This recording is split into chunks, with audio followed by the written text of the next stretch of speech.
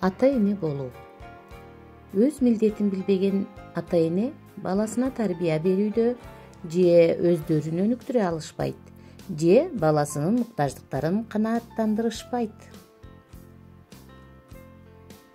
Жакшы бала тарбиялоонун эң алгачкы баскычы баласынын кулк мүнөзүнөн, чөйрөдөн жана мектептен мурда ата-эне өздөрүнүн канчалык даражада жоопкерчиликтүү экендигин аңдап билүүсүнө негизделген. Канткенде ата-эне жакшы ата-эне болот деген суроо узатылганда, буга түз жооп берүү оңой эмес. Мурдатан бул жаман же жакшы деп белгилеп алган ата-эне жок. Жөн гана белгилүү бир кылган мамилелери туура же туура эмес болгон ата-энелер бар. Ар бир ата-эне баласынын жакшы бир кесипке ээ болуусун каалайт.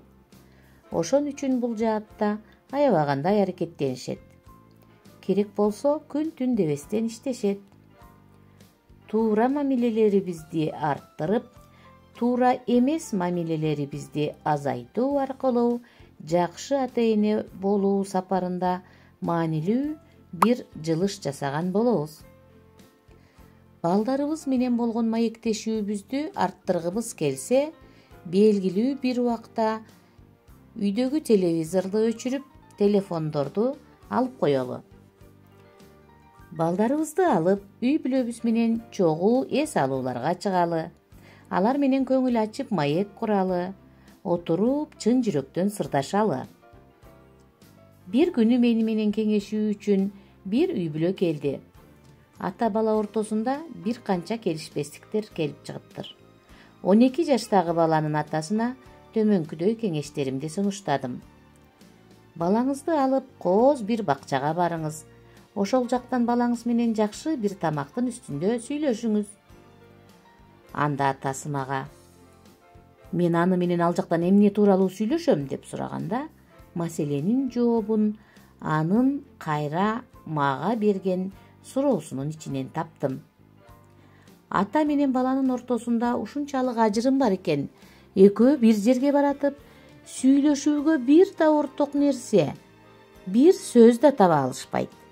Араларында эч бир жалпы сөз калбай калгандай. Чынында алар чогуу бир жерлерге эс алууга же айылчылап да барышпаптыр. Байланыштыра турган эч нерсе кылбаптыр. Бири-биринен алыстап кетишкен. Болгону өз сезимдерин бөлүшүүдөн алыс болгон. Соода сатыкка гана тиешелүү. Муну алсам болобу? Аны эмне кыласың, тигини ал. Деген сыяктуу эле диалог куруу менен гана чектелип калышыптыр. Балдарыбыз менен сүйлөшө турган эч нерсебиз калбаганчалык алар менен чоочундашсак, анда алар биздин сүйлөгөн сөзүбүздү маани берип эч качан угушпайт. Ошондуктан, урматтуу ата-энелер, эң маанилүүсү балдарыбыз менен болгон ачык айрым жакшы маектешүү керек деп баса белгилеп кетет элем.